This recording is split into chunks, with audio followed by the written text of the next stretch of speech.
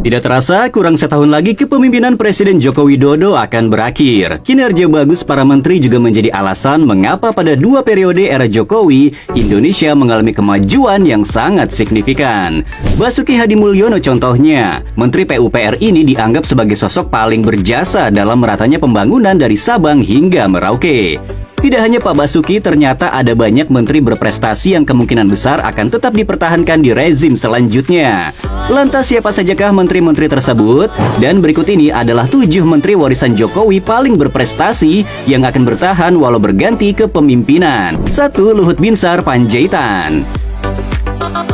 Nomor 1 tentu saja Luhut Binsar Panjaitan. Menteri Koordinator Bidang Kemaritiman dan Investasi kelahiran Toba Samosir ini merupakan salah satu menteri yang kerap dikritisi oleh publik karena dianggap terlalu banyak terlibat dalam berbagai urusan pemerintahan. Tak pelak Pak Luhut kerap disebut sebagai menteri segala urusan. Namun semua keraguan dan komentar sinis itu berhasil ditepisnya. Luhut sukses mengawal berbagai kebijakan Jokowi dengan melakukan lobi-lobi cerdik terhadap investor ataupun pihak yang akan bekerja sama dengan pemerintah. Luhut bahkan tak segan untuk menolak jika ada kerjasama yang merugikan Indonesia. Di sisi lain, ia juga tak lupa dengan kampung halamannya. Pak Luhut berhasil melobi pusat untuk melakukan pembangunan di Kabupaten Toba, Sumatera Utara.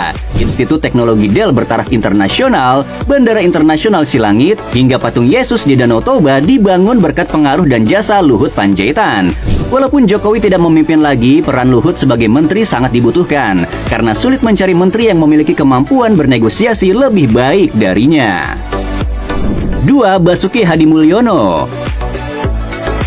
Menteri Pekerjaan Umum dan Perumahan Rakyat atau PUPR ini memang sangat berhasil dalam melakukan pembangunan infrastruktur Indonesia. Tak tanggung-tanggung, sosok yang sedikit berbicara dan banyak bekerja ini 2 periode menjabat sebagai Menteri PUPR, namun keputusan Jokowi tersebut berhasil dibayar lunas.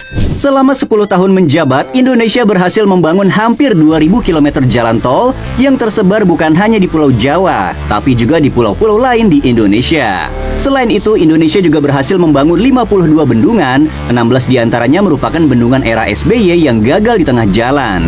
Selain itu, Indonesia juga membangun lebih dari 50 bandara dan hampir 3.000 pelabuhan, serta melakukan pembangunan infrastruktur yang begitu masif di Papua. Tapi belakangan ini Pak Basuki kerap dikabarkan akan menjadi cawapres Ganjar, dan menurut beberapa pihak, sosok Pak Basuki sangat pas untuk mendampingi Ganjar untuk meneruskan proyek-proyek era Jokowi di masa depan.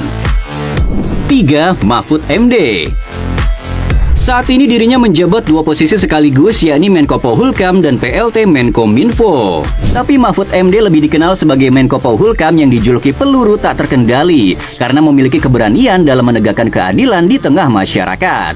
Seperti berhasil membongkar kasus korupsi satelit di Kemhan, mengawal kasus Ferdy Sambo, dan kasus korupsi Gubernur Papua Lukas NMB.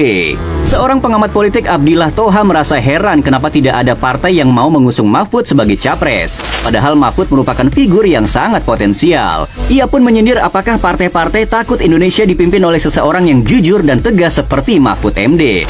Saat ini pun nama Mahfud juga masih dikaitkan dengan bursa cawapres. Ia dianggap sebagai kartu as yang menentukan siapa capres yang akan memenangkan Pilpres 2024.